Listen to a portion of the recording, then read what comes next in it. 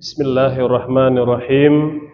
Assalamualaikum warahmatullahi wabarakatuh. Alhamdulillah wa syukurulillah wa la hawla wa la quwwata illa billahil aliyil azim.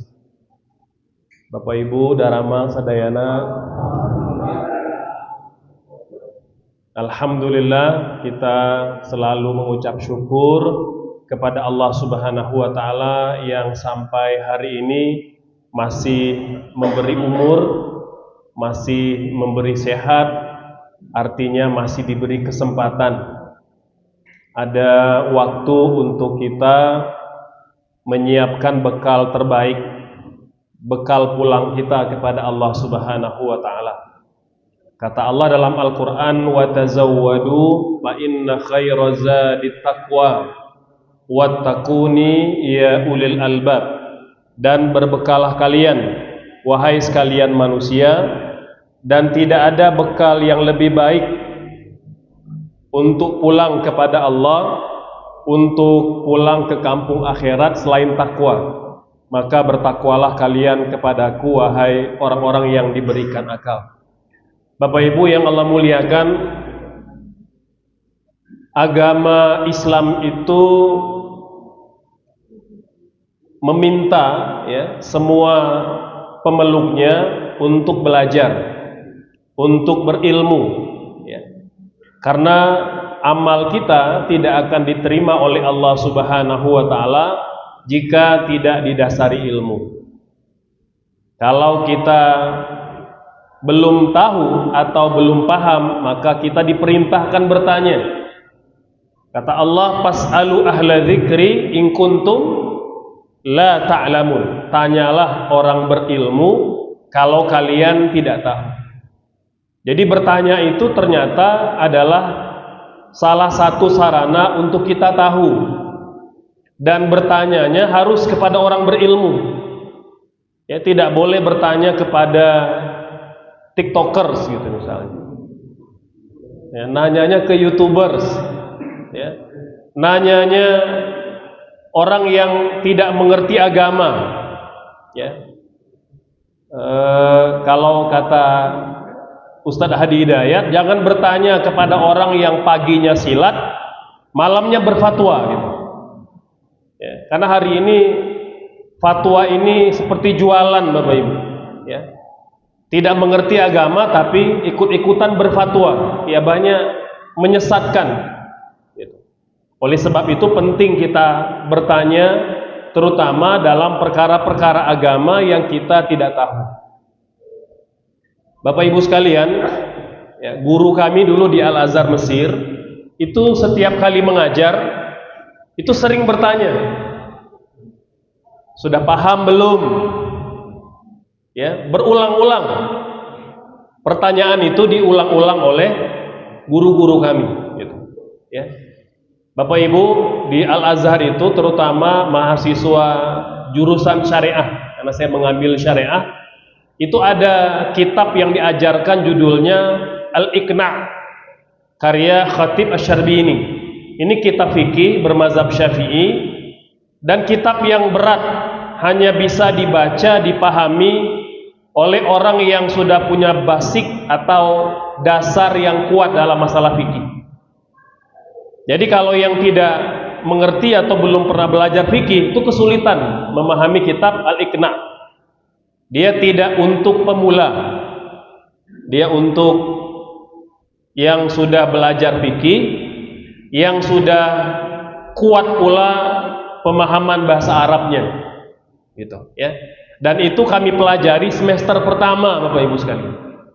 Jadi yang dari Indonesia mungkin belum pernah nyantri, atau tidak pernah belajar kitab-kitab klasik, itu akan kesulitan.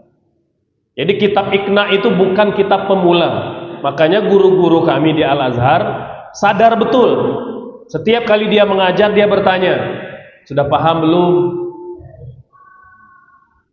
Berulang-ulang. Kata beliau, dulu juga Imam Syafi'i itu kalau ngajar, kata beliau, sering bertanya kepada muridnya, sudah paham belum? Ya. Bapak Ibu, ada cerita Imam Asy-Syafi'i itu punya banyak murid. Ada 2 murid beliau ini yang paling pinter, yang paling jenius di antara yang lain. Di antaranya ada Imam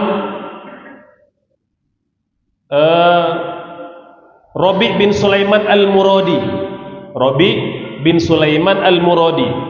Beliau dikenal dengan nama bekennya Al-Muradi. Yang kedua Imam Al-Muzanni.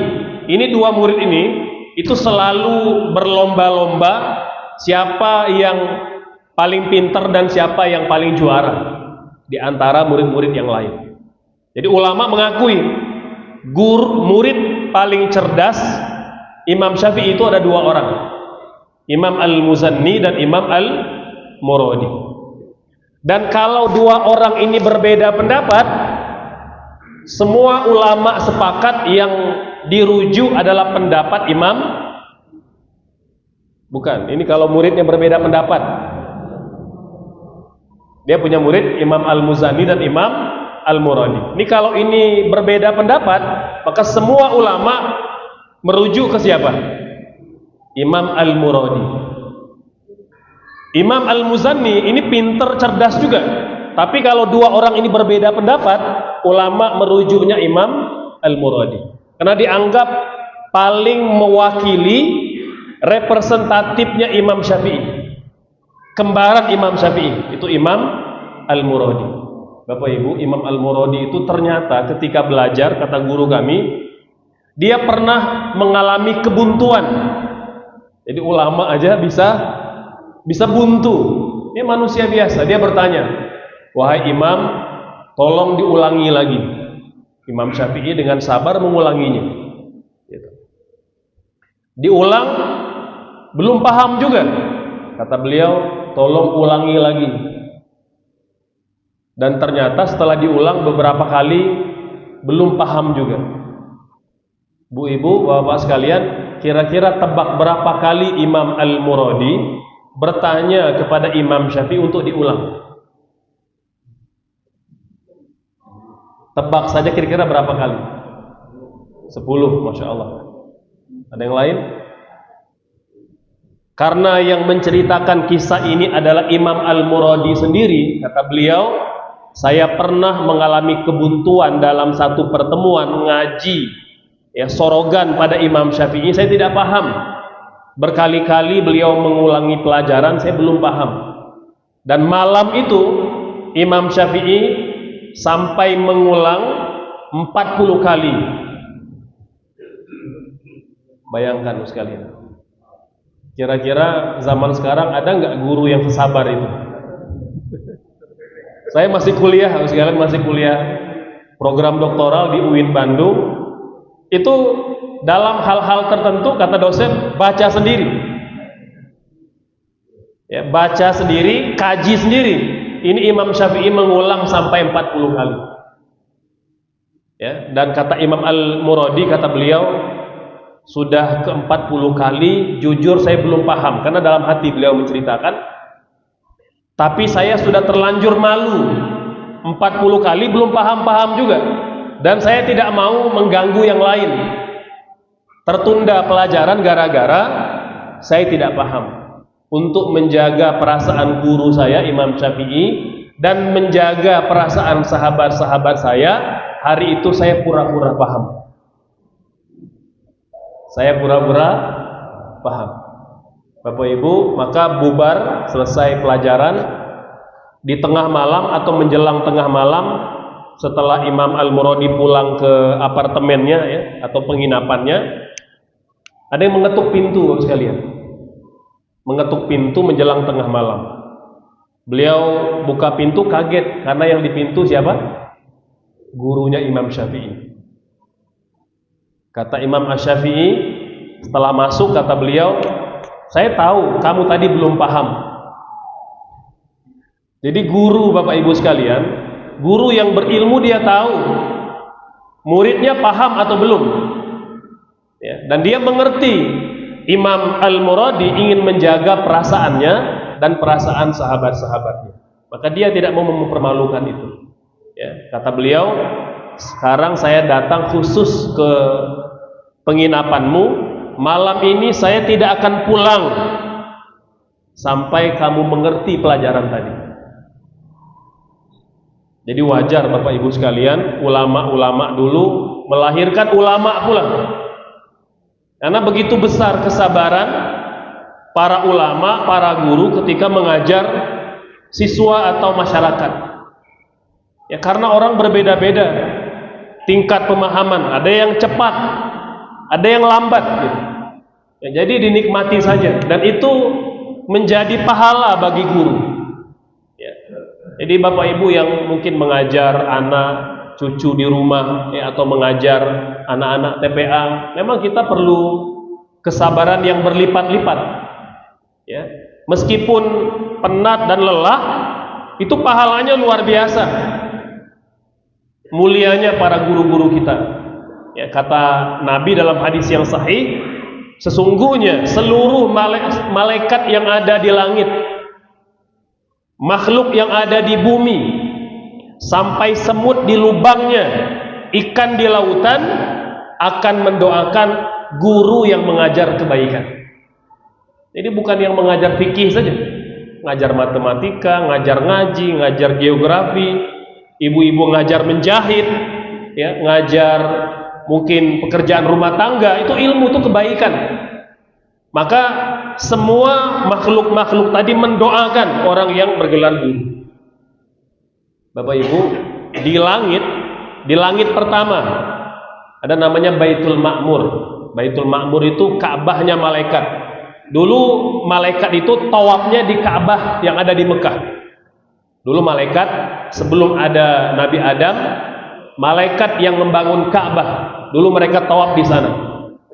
Lalu ketika Allah menakdirkan Nabi Adam menjadi khalifah, ya, maka Adam yang disuruh tawaf di Ka'bah. Malaikat tawafnya di Baitul Ma'mur, langit pertama. Kata Nabi dalam hadis yang sahih, di Baitul Ma'mur setiap hari Bapak Ibu, ada 70 ribu malaikat masuk ke sana dan tak pernah keluar. Kira-kira sejak Allah menciptakan alam semesta ini, sudah berapa miliar tahun umur dunia kita? Kita nggak tahu. Maka sejak Allah menciptakan Baitul Ma'mur, ada 70 ribu malaikat datang masuk ke sana dan tak pernah keluar. Itu berapa miliar juta malaikat yang ada di langit. Dan kata Nabi, semuanya mendoakan guru. Jadi besar pahala para guru. Ya, karena besar pahalanya, maka besar pula tanggung jawabnya. Ya. Makanya Bapak Ibu sekalian, kata guru kami tadi, kata beliau, tidak apa-apa kita mungkin tidak banyak belajar, tapi kalian paham. Lebih baik sedikit paham dan dapat diamalkan daripada banyak tapi tidak dipahami dan tidak diamalkan. Ya. Maka Bapak Ibu sekalian, ya, malam hari ini saya pengen mendengarkan saja ini. Ya, apa kira-kira pertanyaan Bapak Ibu, ya, yang dirasa perlu mendapatkan jawaban, ya. Mungkin kita bisa pecahkan, dan semoga yang bertanya dan yang mendengar juga mendapatkan kebaikan. Gitu. Ya, jadi biar lebih banyak waktu untuk bertanya. Boleh, ya, karena saya latar belakangnya fikih, ya, baik itu ibadah atau muamalah, ya, transaksi. Mangga barangkali Bapak Ibu mau bertanya, kita persilakan. Mangga Bapak. Mungkin kita kumpulkan barangkali 1-2 pertanyaan sebelum dijawab.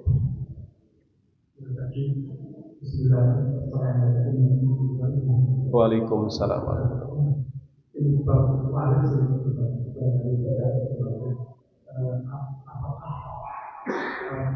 Harta waris sebagai waris itu bisa harus tidak kabulkan. Yang pertanyaan kedua, beberapa waktu yang lalu anak ke surga, apa ke surga? Beberapa waktu itu karena zaman maghrib tiba-tiba waktu itu hujan cukup besar tadi. Terus yang imam itu langsung memerintahkan untuk iqamah untuk jaga meneruskan sholat isya. Oh, di jamak gitu ya. Pertanyaannya apakah ini dari bulan hadisnya Ustaz? Ya. Kalau kemudian pelaksanaannya seperti apa? Apakah itu kita harus bersama imam atau sendiri-sendiri? Ya. Waalaikumsalam warahmatullahi. Mungkin ada dari ibu ada yang mau nanya barangkali? Ya, mangga ibu silakan. Ya, ibu. Ya, silakan ibu.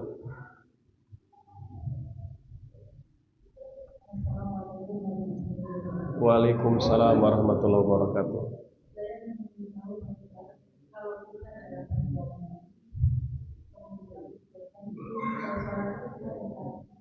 Ya.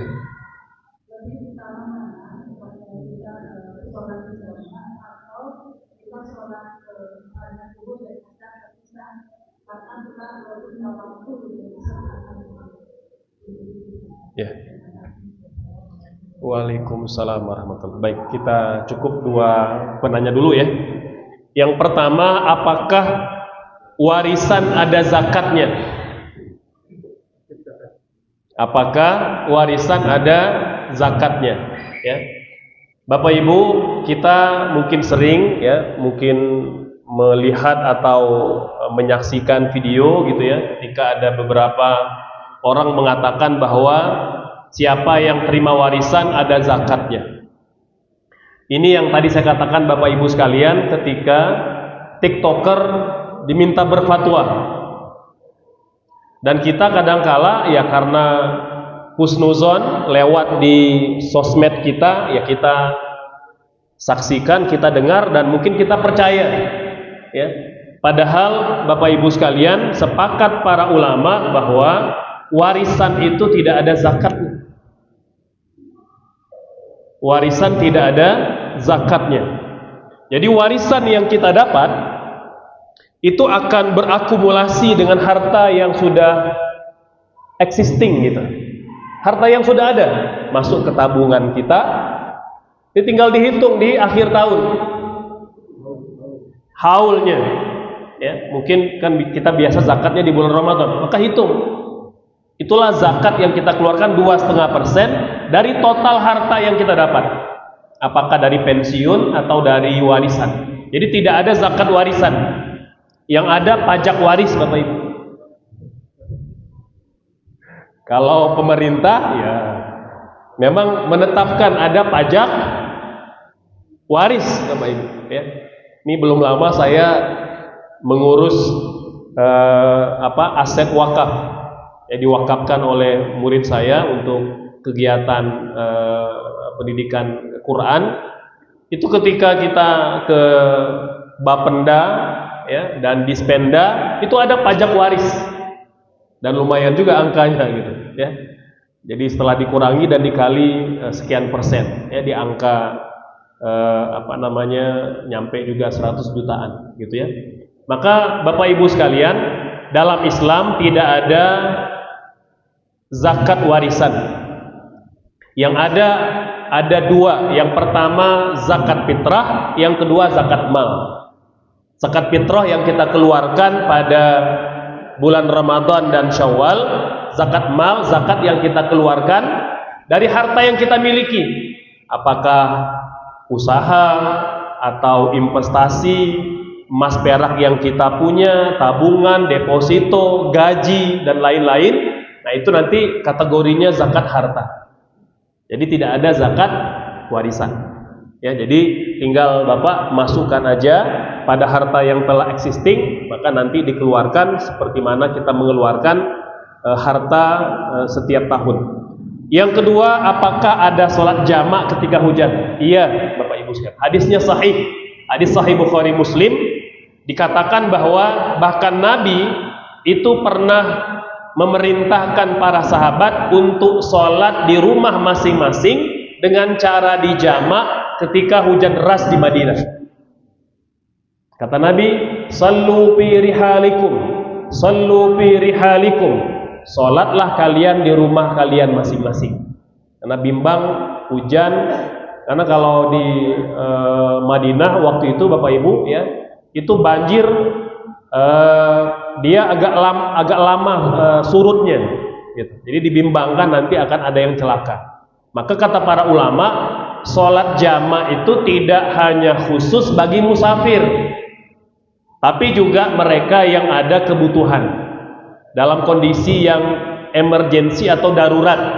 Contoh kata Imam An-Nawawi, orang yang sedang berjaga di perbatasan, tentara, polisi, satpam, boleh menjamak sholat. Mereka yang sedang sakit boleh menjamak sholat. Mereka yang dampingi orang sakit boleh jamak sholat. Bahkan kata Imam Syafi'i, pengantin baru dan keluarga pengantin boleh menjamak sholat, karena hari itu mereka sedang memuliakan tamu. Sedang memuliakan tamu, maka diberikan keringanan untuk menjamak sholat. Ya, jadi boleh Ibu, Ustadz saya hari ini capek sekali, lelah, saya bimbang nanti bisa tertidur, itu boleh jamak sholat. Dan tidak boleh dikosor, karena kalau kosor khusus untuk musafir saja.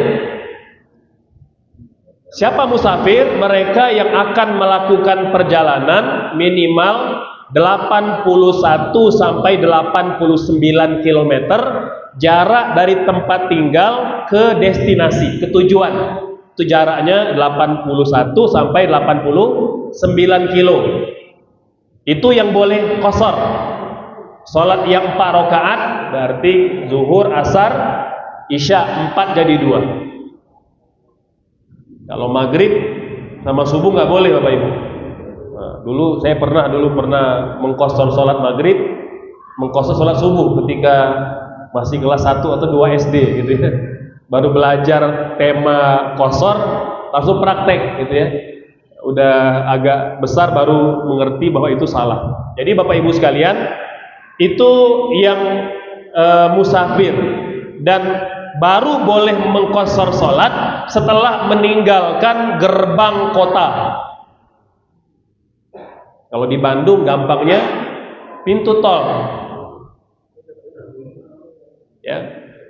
Jadi masuk pintu tol Pasteur misalnya, udah dalam tol itu kita boleh mengkosor dan menjamak sholat. Belum masuk ke pintu tol, kita hanya boleh menjamak, belum boleh mengkosor. Belum boleh mengkosor, karena kita bukan musafir. Statusnya musafir itu Bapak Ibu harus meninggalkan kampung halaman dulu. Ya, di perjalanan sampai di tempat tujuan beberapa hari. Ada ulama mengatakan boleh 4 hari 4 malam, ada yang mengatakan boleh sampai 20 hari 20 malam. Setelah itu kita sholatnya seperti mana biasa. Pulang lagi ke tempat kita tinggal, sama, boleh jamak kosor di perjalanan. Kalau sudah masuk pintu tol, sudah tidak boleh mengkosor. Nyampe ke rumah ternyata belum sholat maghrib isya, boleh dijamak, tidak boleh dikosor. Kalau sudah nyampe ke rumah Bapak Ibu, ini pendapat ulama 4 mazhab. Ya, di luar pendapat itu pendapat yang tidak dapat dipertanggungjawabkan. Ya, karena ada yang berpandangan bahwa ya selama niatnya musafir, walaupun belum meninggalkan gerbang kota, di rumah boleh jamak kosor. Nanti pulang ke rumah, kalaupun belum nyampe ke rumah, cari musola jamak kosor. Itu bukan begitu Bapak Ibu. Praktek yang dilakukan Nabi adalah kalau mau keluar harus meninggalkan gerbang kota, baru boleh jamak kosor. Di rumah boleh jamak tanpa kosor. Pulang juga begitu. Kalau mau jamak kosor sebelum masuk kota Bandung. Kalau sudah terlanjur masuk kota Bandung, boleh dijamak di rumah, sudah tidak boleh dikosor. Karena status kita sudah kembali mukim di tempat kita tinggal. Itu kira-kira begitu Bapak Ibu sekalian ya. Iya, kan kita niatnya musafir. Kalau tidak ada niat ya tidak boleh. Jadi harus niat dia musafir.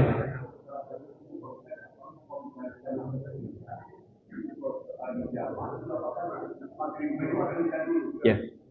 Bapak Ibu, kalau kita sholatnya jamak atau jamak qashar, mana yang kita kerjakan lebih dulu?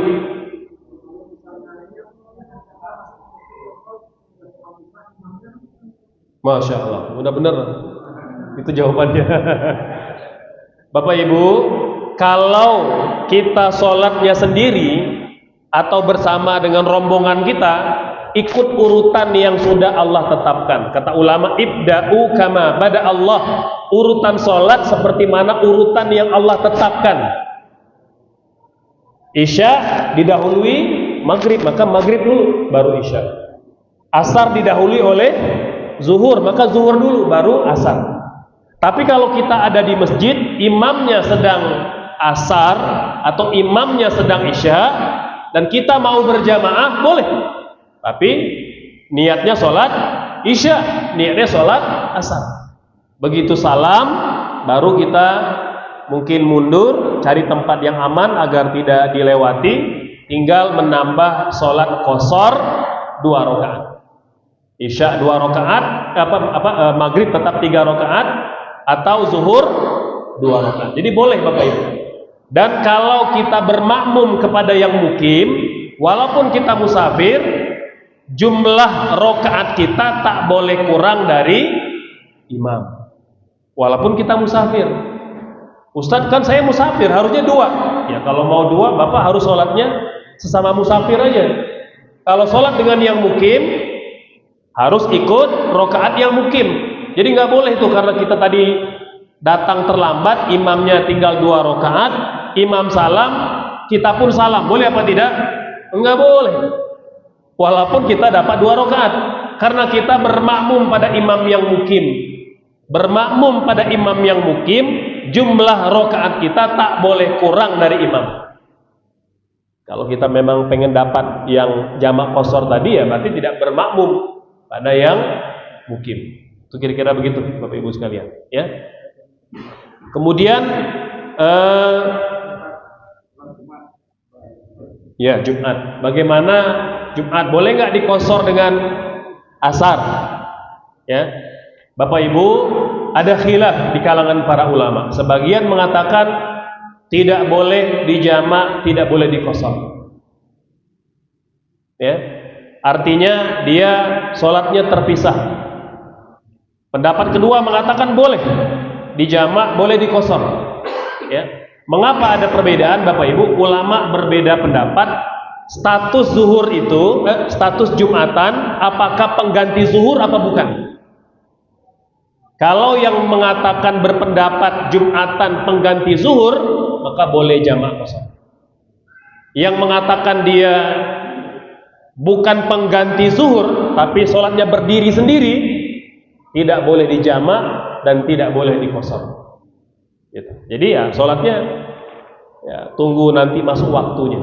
Makanya memang ada pandangan makruh safar pada hari Jumat agar tidak kena waktu itu. Nah, kira-kira begitu Bapak Ibu sekalian. Dan saya memilih pendapat yang boleh, yang mengatakan boleh menjamak dan mengqashar sholat antara Jumat dengan asar. Hanya agar keluar dari perbedaan para ulama, kalau biasanya pemisah antara zuhur dengan asar adalah iqomah. Kalau jamak qashar, ya kan kita kalau sholat zuhur mau langsung asar kan kita iqomah. Untuk menghindari perbedaan kata ulama, habis sholat Jumatan tanpa iqomah, langsung niatkan qashar asar jamak takdim 2 rakaat. Jadi tanpa iqomah Bapak Ibu. Itu formula yang diajarkan Imam Syafi'i. Kata beliau, al-khuruju minal khilafin mustahab. Keluar memilih pendapat yang tidak kontroversi itu lebih aman kata beliau. Nah, kalau kita pakai iqomah, kita terjebak pada kontroversi antara yang mengatakan boleh dengan tidak boleh. Kita keluar dari itu, kita pilih jamak qashar tapi tanpa iqomah. Itu kira-kira solusi yang ditawarkan oleh Imam Asy-Syafi'i. Gitu, ya. Nah itu Bapak Ibu sekalian, jadi boleh dijamak tanpa dikosor kalau kita tidak musafir. Gitu, ya. Jadi yang di rumah sakit, yang sedang sakit, orang tua kita yang sedang dirawat, itu boleh jamak tapi tak boleh dikosor. Kemudian mana yang lebih afdal? Dijamak kosor atau tidak? Bapak Ibu kira-kira pilih yang mana nih? Mazhab yang afdal jamak kosor atau yang tidak jamak tidak kosor?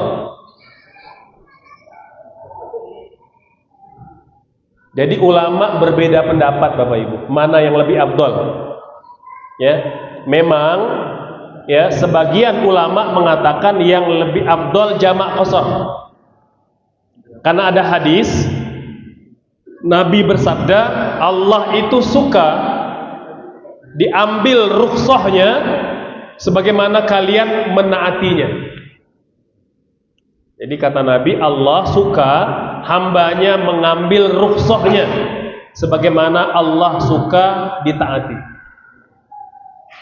Ya, bahkan dalam hadis yang lain, rukhsah itu sedekah dari Allah, maka terimalah sedekahnya. Jadi Allah sedang sedekah kepada kita, maka terimalah sedekahnya.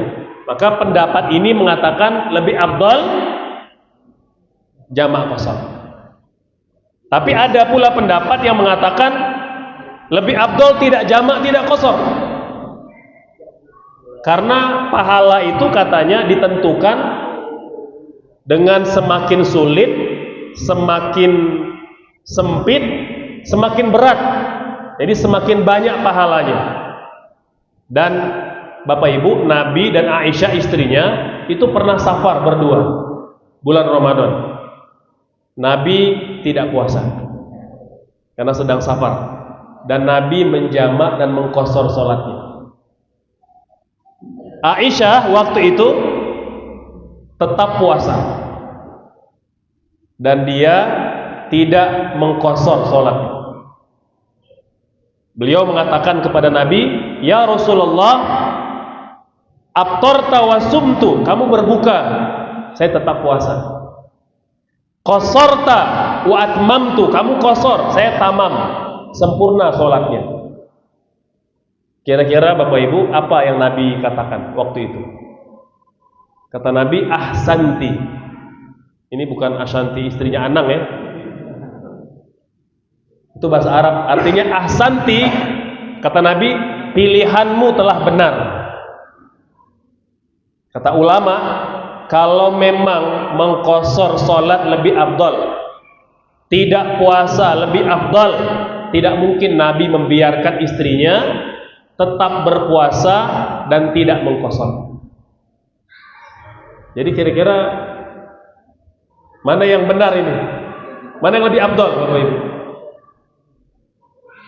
Dalam hal ini semua orang mendapatkan pahala yang afdal sesuai dengan ilmu dan keyakinannya.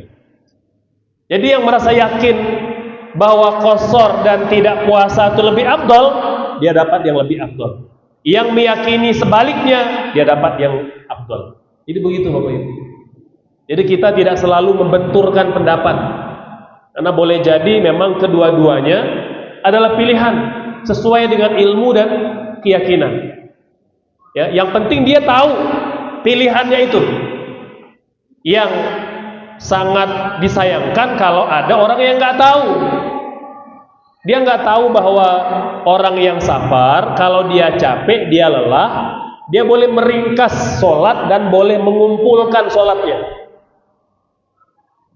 Itu kan amat disayangkan kalau dia tidak tahu, dia tidak mengambil rukhsah itu.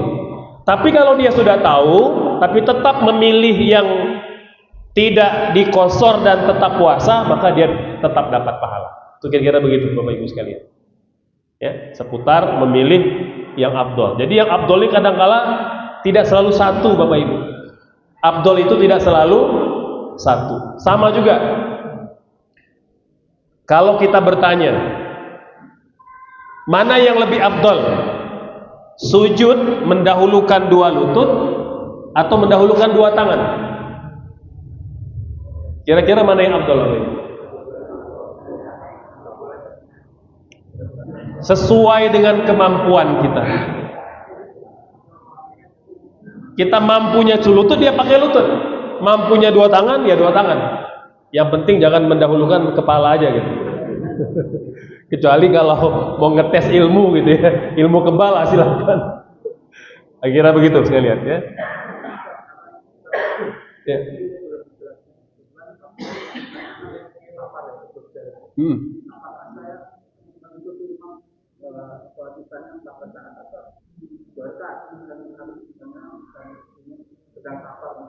Iya Bapak, tadi kalau misal ikut imam, maka urutan ikut imam, jumlah rakaat ikut imam, tetap 4 rakaat. Tinggal nanti kita kalau maghrib ya 3, yang bisa dikurang, gitu ya. Atau kalau tadi sudah asar tambah zuhur 2, itu bisa. Gitu. Iya, kalau Bapak memilih bermakmum pada yang mukim, ya ikut rakaat mukim. Kalau pengen tetap dapat 2-2, ya jangan gabung sama yang mukim. Kenapa? Abdolnya sama. Jadi tidak lebih apakah sholatnya sendiri atau sholatnya berjamaah, maka prinsip dasarnya adalah berjamaah. Gitu, ya. Jadi kalau seandainya pengen tetap berjamaah dan dapat rukhsah, ya berarti nyari temen sesama musafir gitu. Jadi biar dapat pahala berjamaah dan dapat juga keringanan rukhsah jamaah qashar. Ya, enggak. Gimana?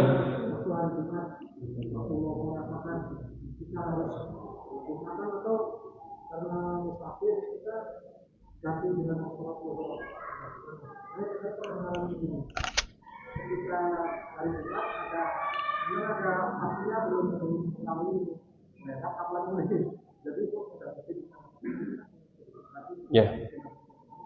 Ya. Ya. Baik, Bapak Ibu, kalau kita musafir di hari Jumat, apakah kita memilih sholat zuhur atau sholat Jumat? Ya, dalam mazhab Syafi'i memang ada detailnya antara matahari telah terbit atau belum terbit, gitu ya. Tapi mayoritas para ulama selain mazhab Syafi'i mengatakan bahwa orang musafir itu, Bapak Ibu, pertama, 1, boleh jamak qashar. 2, boleh tidak puasa. 3, boleh tidak Jumatan. Syaratnya diganti dengan zuhur. Jadi Bapak menimbang aja, ini saya kira-kira mampu nggak Jumatan. Kalau mampu kerjakan, kalau agak merepotkan, menyulitkan, maka boleh diganti dengan zuhur. Jadi jangan lupa Bapak Ibu, diganti ya, bukan ditinggalkan kedua-duanya ya. Tidak Jumatan, tidak zuhur juga, ini bahaya. Jadi boleh memilih kalau kita musafir gitu. Maka Bapak-bapak yang belakang mungkin barangkali ada pertanyaan, silakan. Ibu ada yang mau nanya lagi? Bangga, barangkali ada, silakan. Boleh tanya seputar warisan, seputar keluarga, seputar ibadah, seputar jual beli, transaksi, boleh. Insyaallah. Ada, silakan.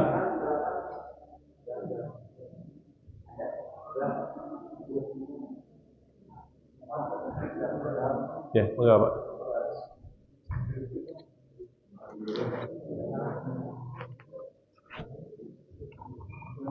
Terima kasih. Yang ingin saya tanyakan, Ustaz, kalau saya baru meninggal, yang meninggalkan istri kedua, istri pertama sudah meninggal, punya anak 3. Nah, istrinya memberi pihak pada saya, anak nikah pertama yang itu menuntut harta yang ditinggalkan sama suaminya. Apa yang sama-sama yang menuntut ini anak istri yang mana? Anak istri yang pertama. Oke. Artinya istri pertama lebih dulu meninggal ya? Oke. Setelah itu meninggal istri? Suaminya meninggal. Oke.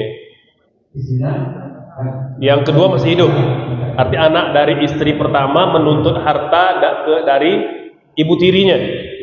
Ya, baik. Yang saya tanyakan, bagaimana pembagian karena si Isnad menanyakan pada saya Ya. bisa menjawab. Ya, Nanti. baik. Bapak Ibu, Nabi bersabda, "Al-hikul faraidha li ahliha." Berikan bagian waris kepada ahli warisnya. Jadi yang perlu dilakukan ya, sebelum pembagian warisan, yang pertama memastikan semua keperluan almarhum sudah dibayar. Ya, dari mungkin pengurusan jenazah, biaya rumah sakit, itu selesaikan. Yang kedua, selesaikan hutang-hutangnya. Yang ketiga, selesaikan nazar dan wasiatnya. Setelah tiga ini selesai, baru ke pembagian warisan. Baik, ke pembagian warisan Bapak Ibu, sebelum harta itu dibagi, satu, dipilah dulu mana harta almarhum, mana yang bukan. Mana harta almarhumah, mana yang bukan. Karena boleh jadi harta itu sudah dikasih ke orang lain.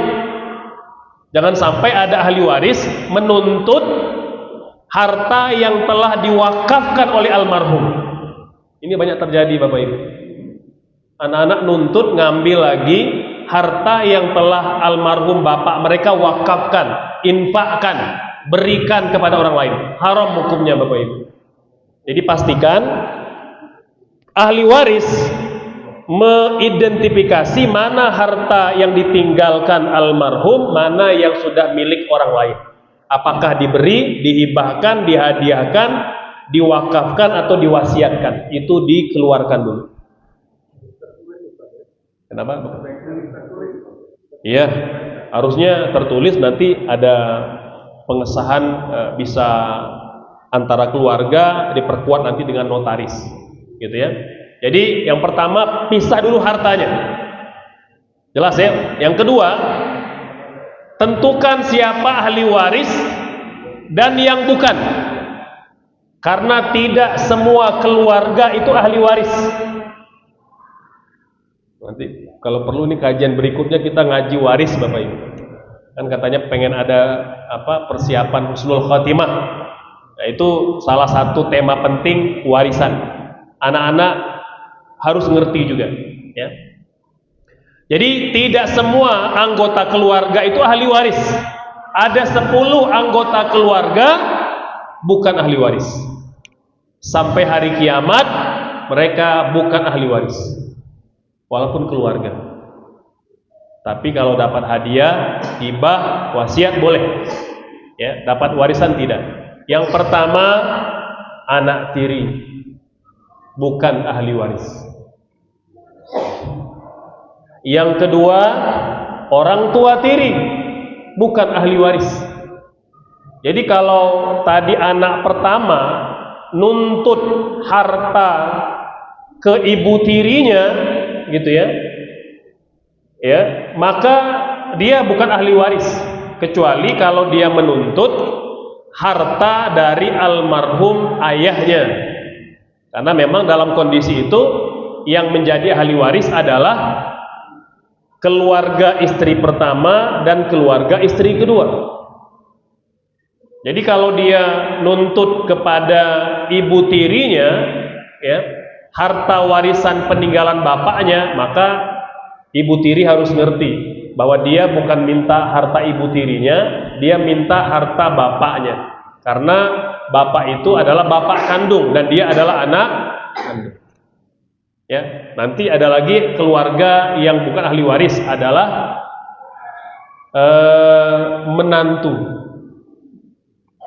menantu keluarga tapi bukan ahli waris. Jadi Bapak Ibu yang statusnya menantu, mertua kita mau tajir melintir, jangan berharap dapat warisan. Nggak bakal dapat warisan. Kalau dikasih hibah alhamdulillah, kalau dikasih gitu ya, hibah, hadiah, wasiat itu boleh. Bukan warisan. Ya, belum lama ayah mertua saya wafat. Ya. Saya tahu diri, saya bukan ahli waris, maka saya tidak mau campur tangan. Walaupun saya diundang datang untuk memberi pendampingan, menjelaskan bagaimana pembagian warisan. Setelah clear, saya tidak intervensi karena tahu diri menantu bukan ahli waris, mertua juga bukan ahli waris. Jadi bu ibu yang jadi mertua, menantunya orang kaya, nggak bakal dapat warisan.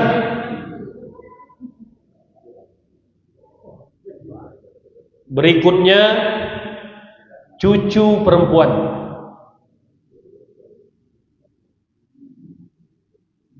Dari anak perempuan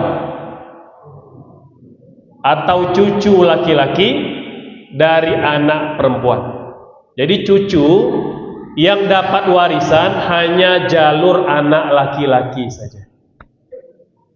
Bu ibu, siapa yang punya anak perempuan? Ada cucunya?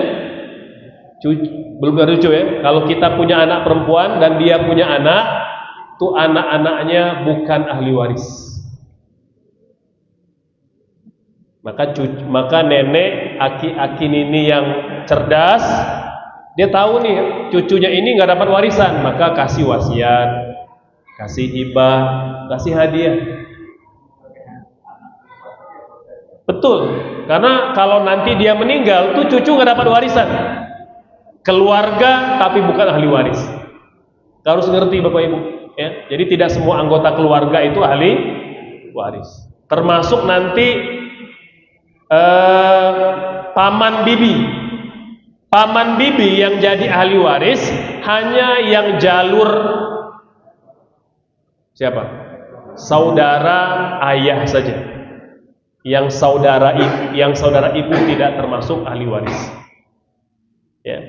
Begitu juga ponakan-ponakan hanya yang jalur saudara laki-laki.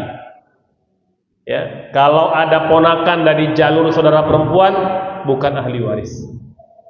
Termasuk nanti anak angkat atau anak asuh itu juga bukan ahli waris. Jadi gitu Bapak, ya. Jadi kalau komposisinya anak ada 3 orang, ya, ada istri 1, maka istri berapa Bu Ibu bagiannya istri kalau meninggal suami? Ini beda-beda, 1/8, 1/3, 1/4. Kalau suami meninggal, istri itu cuma 2 kondisinya. Dia dapat 1/4 atau 1/8. Tidak ada yang lain. Jadi kalau suami meninggal, istri itu cuma 2 kondisi. Dapat 1/4 atau 1/8. Kapan dapat 1/4? Kalau almarhum suaminya tidak punya anak, istri dapat 1/4. Kalau almarhum suami punya anak, istri dapat 1/8. Nah sekarang bagaimana kalau meninggal istri? Berapa bagian suami? Nah, ini simulasi ini Ibu ya. Kalau istri meninggal, berapa bagian suami? Bapak? Ini bukan nyuruh istri kita meninggal dulu ya, tapi simulasi. Kalau istri kita meninggal, berapa bagian Bapak? Semua. Kata Bu Ibu enak banget semua. Suami juga 2 kondisi. Ya, 2 kondisi. Dapat 1/2 atau 1/4. Kapan dapat 1/2? Kalau istri tidak punya anak. Kalau istri punya anak, dapat 1/4. Kalau istri sebatang kara, cuma suami yang ada, maka bagian suami setengah plus setengah. Ya semua gitu. Kalau memang almarhumah istri tidak punya anak sama sekali, tidak punya keluarga, maka harta dimiliki oleh suami. Akhirnya begitu Bapak ya. Jadi bagian istri tadi dia dapat 1/8, sisanya dibagi kepada anak-anak laki-laki, 2 bagian anak perempuan. Kira begitu ya. Mangga barangkali ada yang lain silakan ya. Gimana Bapak? Masih nyambung? Oke. Masalah cucu ya. Kalau si cucu ini anak dari anak perempuan tapi sudah meninggal itu masih berhak tidak mau dibagi? Oke, baik. Ya, bangga Kang, silakan. Tadi bertanya mengenai hukum dan gigi utang piutang. Mereka saya di tempat kerja interaksi dengan teman biasanya suka pinjam uang. Ya. Akan pinjam pinjam. Oke. Tetapi satu waktu itu makan bareng. Makan bareng. Nah, teman yang pinjam uang saya itu ternyata membayarkan makanan. Nah, jadi Maksudnya bayar pakai makanan? Oke. Berarti membayarnya. Oke. Jadi saya makan itu bayar sama dia. Oke. Tetapi dia itu akan itu membayar utang. Nah, yang ditanyakan itu hukumnya bagaimana? Karena jadi ragu. Awal akan itu pinjam utang. Ya. Nah, ketika bayar itu melalui bayar makanan. Ya. Jadi ragu. Oke. Kemudian yang kedua, kita punya piutang. Udah 1 tahun, tetapi kalau misalnya lagi itu kan seperti enak. Nah, itu membiarkan. Nah, itu pribadi gimana? Apakah memang saya terjatuh pada kekeliruan atau sebaiknya memang sepertinya? Itu kan Ya. Baik, yang pertama warisan cucu, Bapak Ibu sekalian, ya. Jadi cucu kapan mendapat warisan? Cucu mendapat warisan satu, kalau almarhum itu tidak punya anak. Kalau almarhum masih punya anak, terutama anak laki-laki, maka anak laki-laki mengunci cucu-cucu di bawah. Cucu nggak dapat warisan kalau masih punya anak. Almarhum tidak punya anak, baru dapat cucu, gitu ya. Jadi kalau tadi cucu dalam kondisi masih punya orang tua, maka dia tidak berhak menuntut harta warisan kepada kakeknya, karena kakek masih punya anak. Tapi cucu kalau meninggal orang tuanya boleh menuntut harta warisan bapaknya. Nah, contoh, tadi saya ngerti apa yang Bapak maksudkan.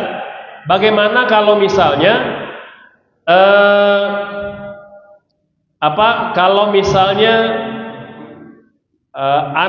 ayahnya meninggal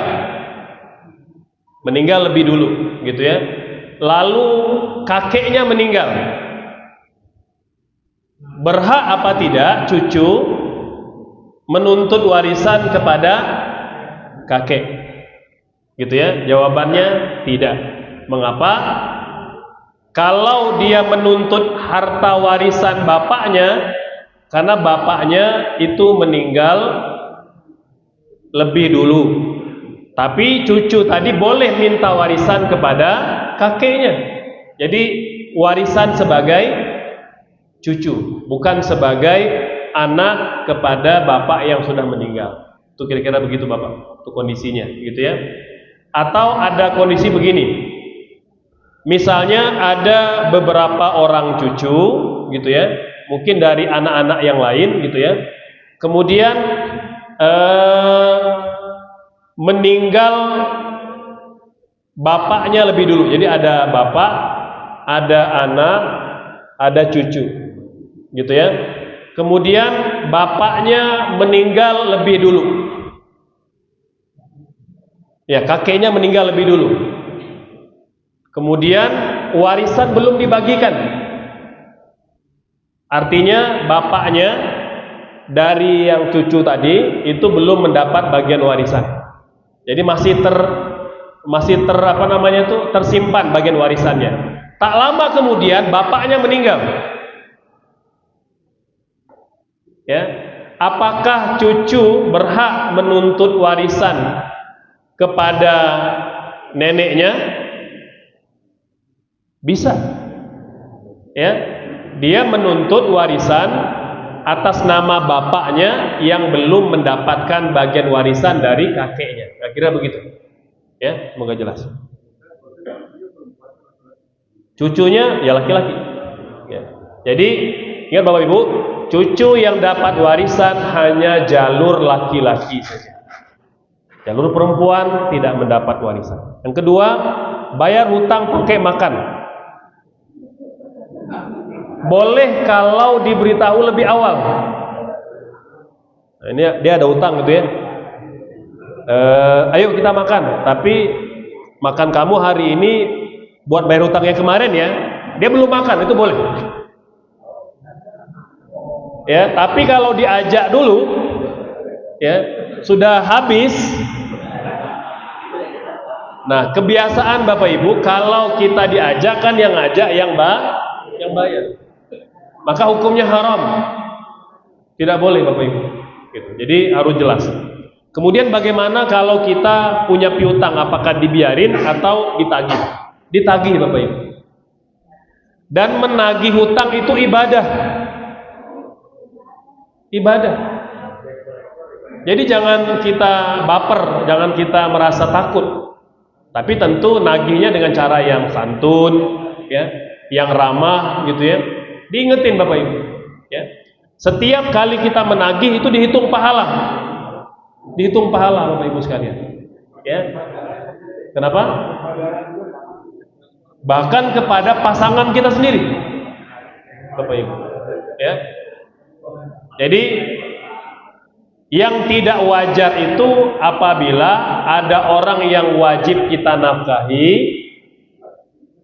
nafkahnya belum tercukupi, dia berhutang kepada kita, itu yang nggak wajar. Nah, contoh istri belum dapat nafkah dan dia terpaksa berhutang pada suaminya, itu yang tidak wajar. Atau ada orang tua yang kekurangan uang berhutang kepada anaknya, itu yang tidak wajar, Bapak Ibu. Ya, tidak wajar itu. Ya, karena orang tua yang fakir, yang butuh pembiayaan, anak-anaklah yang wajib menafkahinya, terutama anak laki-laki. Ya, nah begitu juga suami, gitu ya. Jadi tidak wajar kalau istri berhutang pada suami kalau nafkahnya belum terpenuhi. Kalau nafkahnya sudah terpenuhi, mungkin istri pengen bisnis dan lain-lain di luar dari kewajiban nafkah suami, maka itu statusnya tetap hutang. Jadi dengan pasangan pun terhitung hutang selama sudah terpenuhi kewajiban nafkah. Gitu. Begitu Bapak. Mangga mungkin barangkali. Silakan Bapak. Ya silakan. Terima kasih Pak Ustaz. Waalaikumsalam warahmatullahi wabarakatuh. Ini saya kan lupa mau pikirnya. Imam Syafi'i.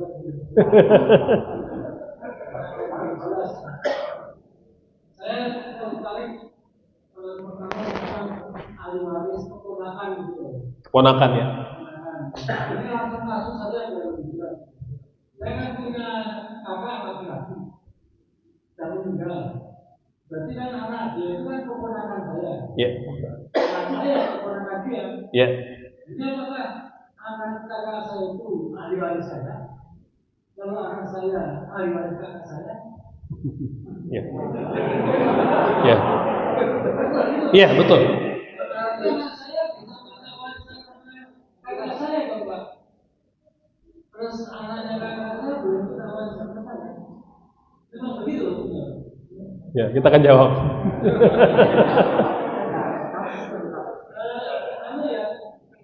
Ya. Ahli warisnya istri saya itu siapa? Katanya pada istri saya kan hubungan marah ya. Itu ibunya sampai sekarang masih Kristen. Ya. Itu termasuk ahli waris istri saya apa? Ya, baik. Ya, baik. Bapak Ibu sekalian, paman, bibi dan ponakan. Paman, bibi, ponakan adalah ahli waris. Statusnya ahli waris. Tapi nanti Bapak Ibu ada ahli waris yang tetap mendapat warisan, ada ahli waris yang terhalang mendapat warisan karena ada ahli waris yang lebih berhak. Bapak kalau punya ponakan dari saudara laki-laki, statusnya ahli waris, baru status ahli waris. Apakah dapat warisan? Belum tentu. Kapan dia dapat warisan? Kalau bapak satu tidak punya bapak. Jadi bapak sudah tidak punya bapak, sudah meninggal bapak. Yang kedua, bapak tidak punya anak laki-laki. Yang ketiga, saudara bapak pun sudah meninggal dan bapak tidak punya keturunan, maka ponakan mendapat warisan. Jadi ada keran-keran yang harus terbuka dulu. Jadi kalau bapak masih punya bapak masih punya anak laki-laki, maka kerannya tertutup yang ke samping. Harta itu hanya ada di keluarga utama. Bapak Ibu, ada dua orang kunci dalam warisan. Pertama bapak kita, yang kedua anak laki-laki atau cucu laki-laki. Ini kalau ada tiga orang ini, harta tidak bakal ke paman, tidak bakal ke keponakan. Kalau tiga ini masih hidup, tiga-tiganya masih hidup atau salah satu. Jadi bapak, ponakan jadi ahli waris bapak kalau bapak sudah tidak punya tiga-tiga ini. Begitu juga sebaliknya, anak bapak jadi ahli waris saudara bapak kalau saudara bapak tidak punya tiga ini. Gitu. Jadi ahli waris itu bapak rumusnya keluarga inti. Tidak ada keluarga inti, baru terbuka keran yang di samping-samping. Namanya ada saya nyebutnya itu ada keran 1, ada keran 2, ada keran 3, ada keran 4, bahkan ada keran 5 Bapak Ibu. Ya, jadi keluarga inti itu pertama siapa? Ada 5 orang keluarga inti.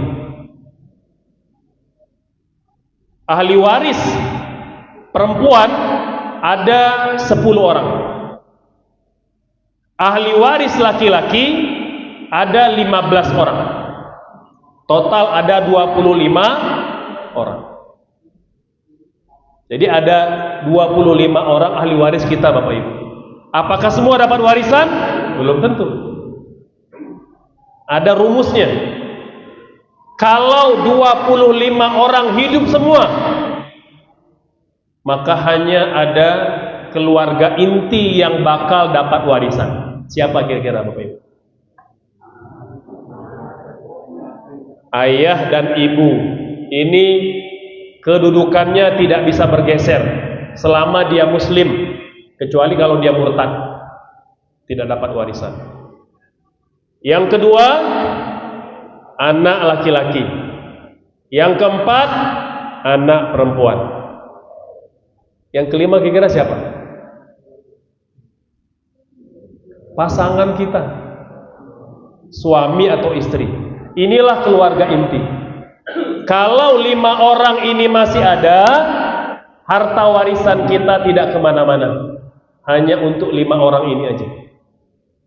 Kapan bisa pindah ke saudara almarhum atau saudari almarhum atau ponakan almarhum?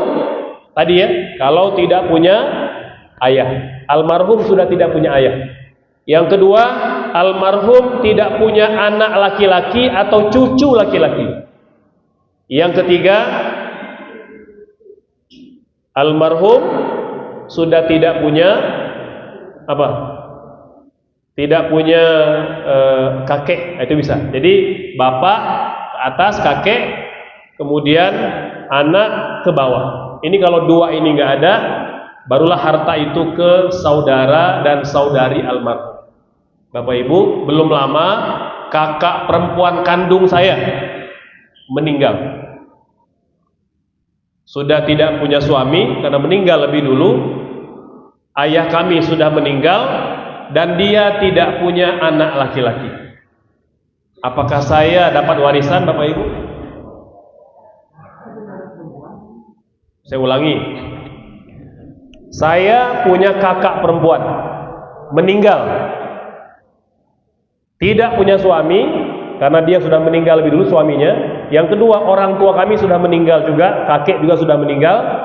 dan kakak saya tidak punya anak laki-laki, hanya punya 3 orang anak perempuan.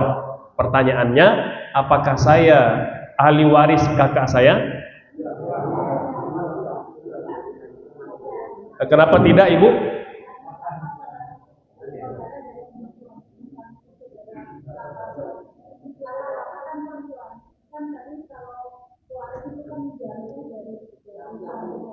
Oke, saya keep dulu jawabannya. Ada yang lain? Saya ahli waris atau tidak? Ahli waris, kenapa? Karena tidak punya bapak. Almarhumah sudah tidak punya bapak, tidak punya anak laki-laki, dan tidak punya cucu laki-laki. Maka saya adalah ahli waris. Jawabannya yang benar yang kedua, Ibu. Mengapa tadi jadi yang dimaksud Ibu sekalian, ponakan itu adalah jadi maksudnya kalau almarhum itu punya ponakan dari saudara laki-laki, maka ponakannya ahli waris.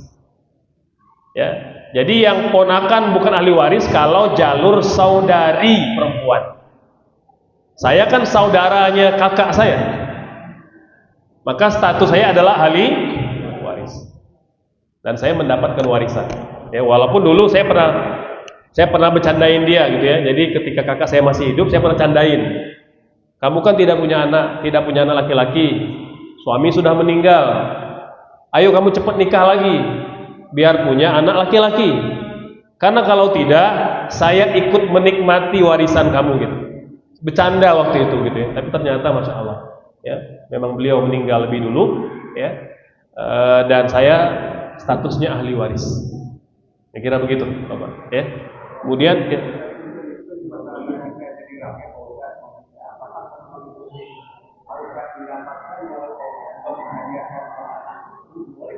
boleh, dan memang sudah saya lakukan. Ya, tapi ingin menjelaskan bahwa secara agama itu haknya. Ya, enggak. Hubungan dengan bagaimana Bapak sebagai punya kenapa ngasih ibunya itu menghibahkan dulu ke anak-anak bersekolah untuk mengamalkan anak lagi? Ya.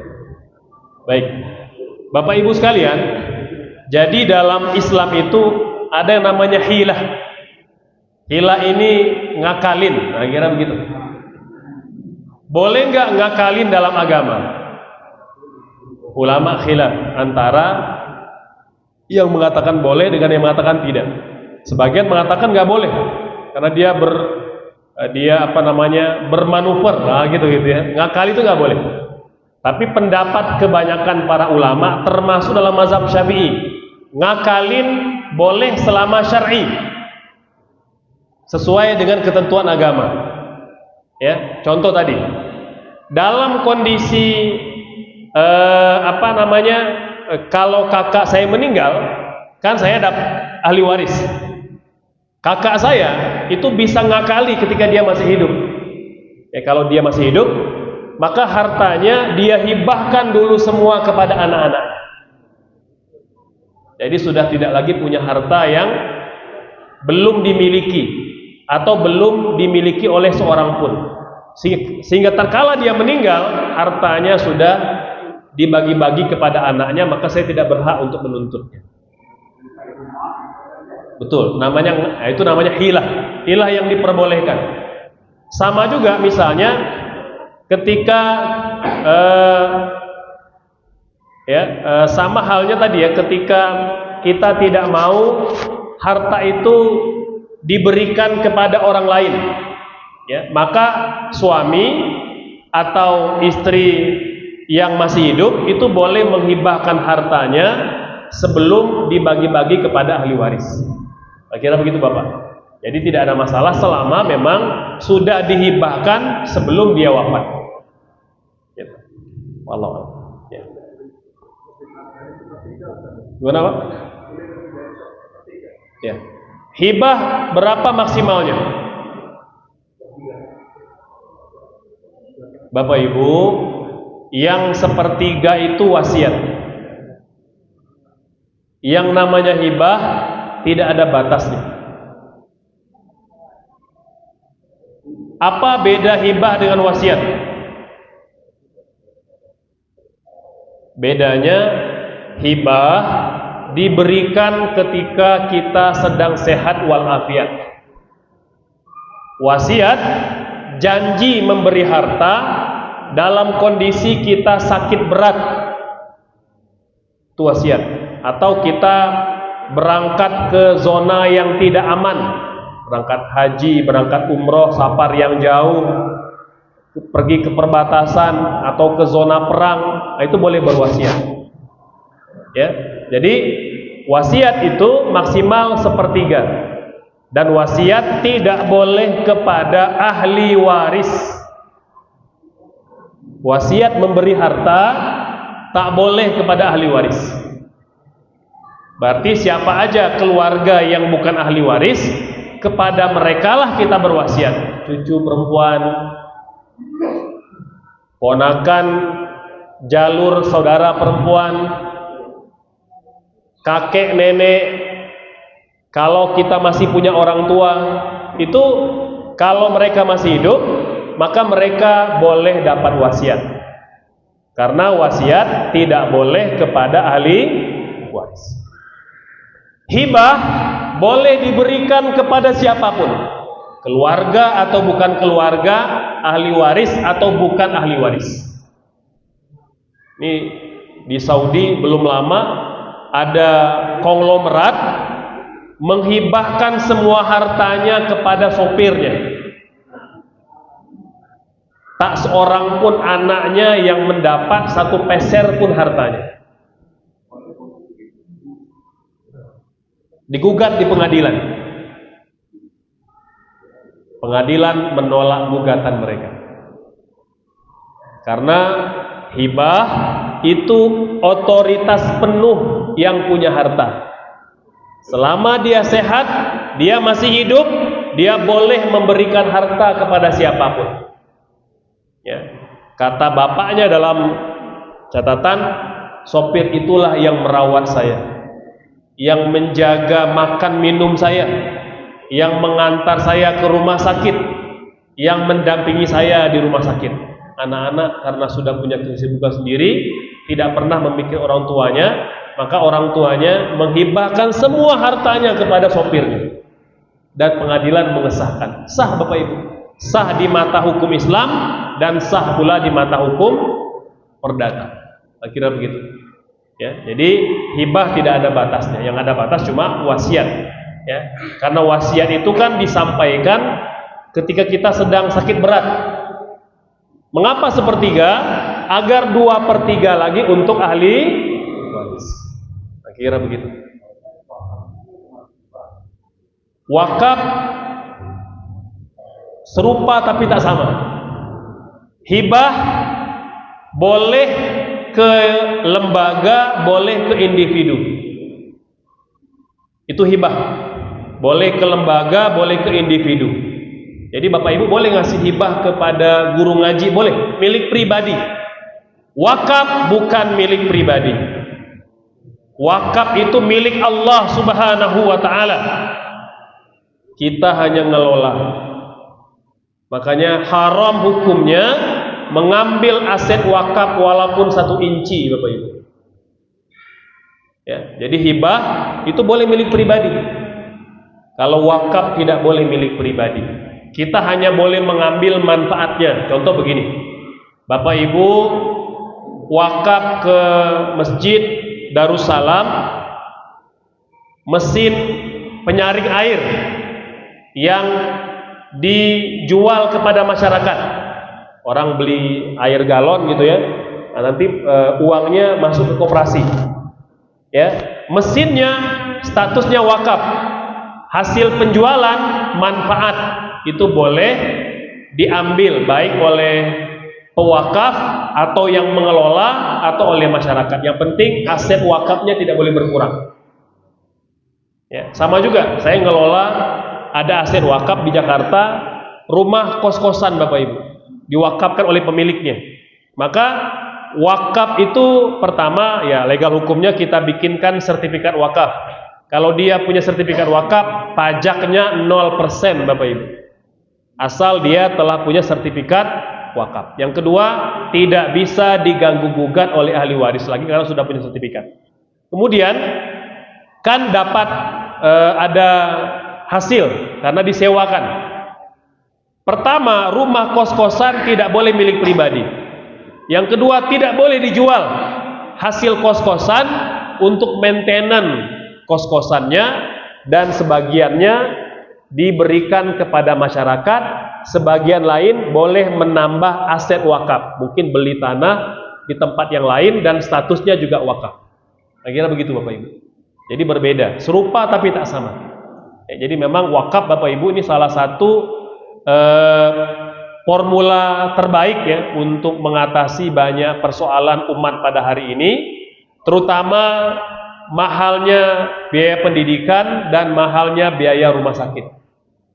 Ya, saya dengan istri Bapak Ibu sekolah S1 gratis, menikah gratis, punya anak dilahirkan di Mesir yang pertama gratis, pulang pakai pesawat bisnis gratis, semua dari kampus yang mengelola aset wakaf. Jadi kampus kami di Al-Azhar Mesir itu dulu dia hanya masjid, lalu punya TPA, punya sekolah, punya madrasah, punya kampus, sekarang punya rumah sakit, punya hotel, punya perkebunan, punya pertanian, punya tempat wisata, punya pertambangan Bapak Ibu.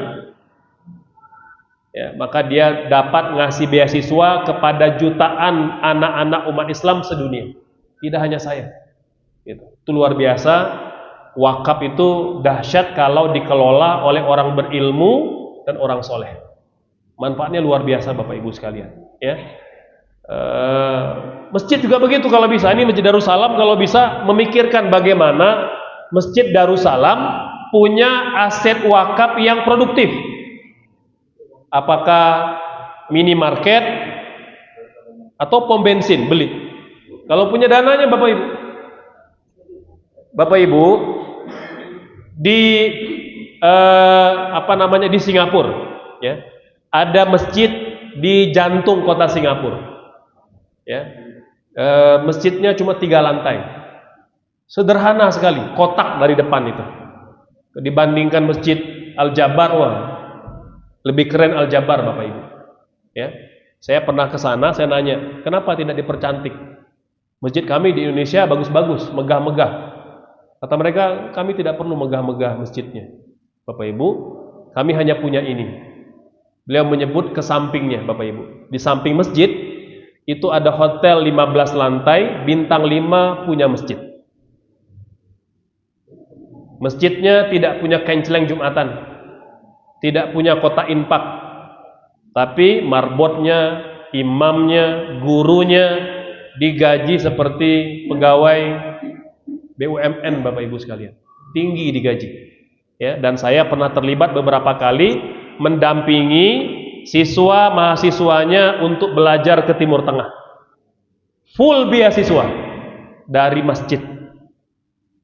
Itu kalau masjid dikelola oleh orang berilmu dan orang yang soleh ya, itu dahsyat sekali Bapak Ibu sekalian ya. Jadi kalau negara kita ini mau cepat keluar dari persoalan ini, harus mulai mengembangkan aset wakaf. Dan wakaf ini sangat ditakuti oleh konglomerat hitam Bapak Ibu ya, karena dia tidak memperkaya diri sendiri, tapi bagaimana mensejahterakan umat gitu. Itu dahsyat sekali Bapak Ibu kalau masjid punya usaha, masjid mandiri, masjid berdampak ya, masjid ramai Bapak Ibu. Mengapa? Karena orang kalau butuh beras ke masjid, butuh minyak ke masjid, butuh bantuan untuk bayar SPP anak-anak ke masjid, maka masjid ramai makmur Bapak Ibu ya. Mengapa masjid kita masih banyak yang kosong?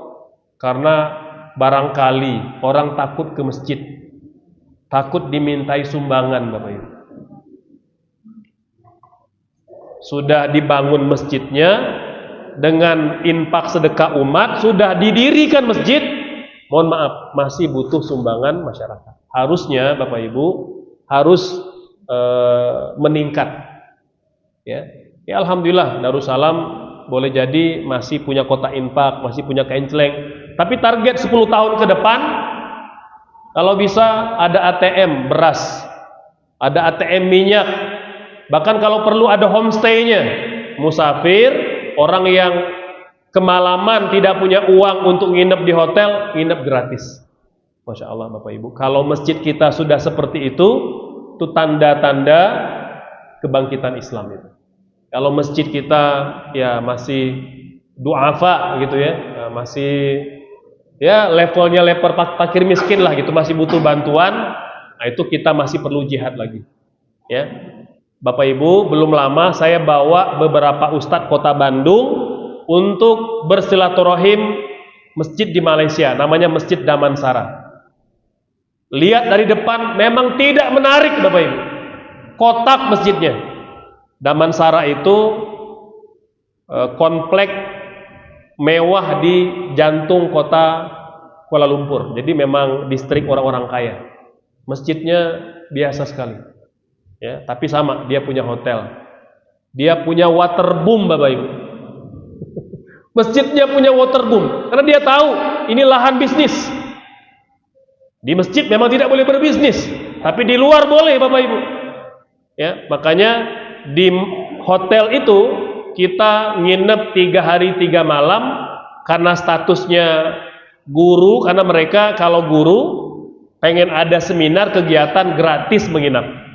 Maka kita bawa kurang lebih 70 orang dari pelbagai kota termasuk kota Bandung, nginepnya gratis, makannya gratis Bapak Ibu.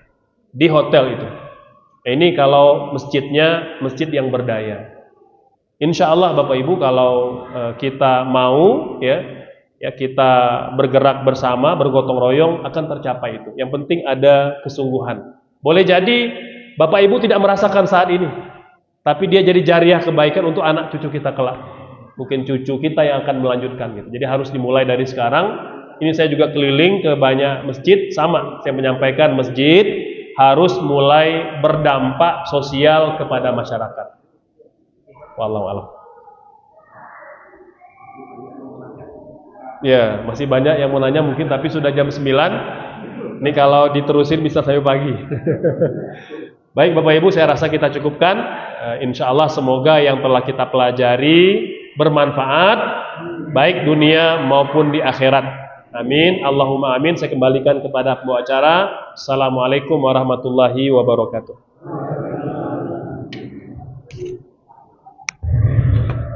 Bapak Ibu, kita akhiri dengan doa. Semoga Allah mengijabah semua hajat dan permintaan kita. A'udzubillahi minasyaitonirrajim. Bismillahirrahmanirrahim. Hamdan na'imin, hamdan syakirin, hamdan yuwafi ni'amahu wa yukafi mazidah. Ya Rabbana lakal hamdu kama yanbaghi li jalali wajhika wa 'azimi sultanik. Allahumma shalli ala Muhammad wa ala alihi wa sahbihi wa sallim. Allahumma ighfir lana dzunubana wa liwalidina warhamna warhamhum kama rabbawna shaghira. Rabbana zalamna anfusana wa illam taghfir lana wa tarhamna lanakunanna minal khasirin.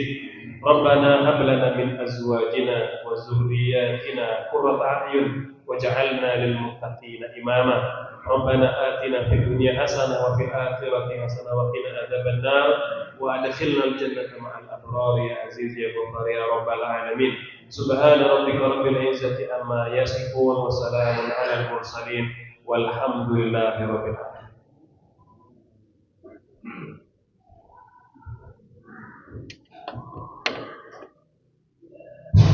Demikian rangkaian acara pengajian bulan hari ini. Terima kasih sekali lagi kepada Pak Ustaz dan juga kepada Bapak Ibu yang menyempatkan hadir pada hari ini. Assalamualaikum warahmatullahi wabarakatuh.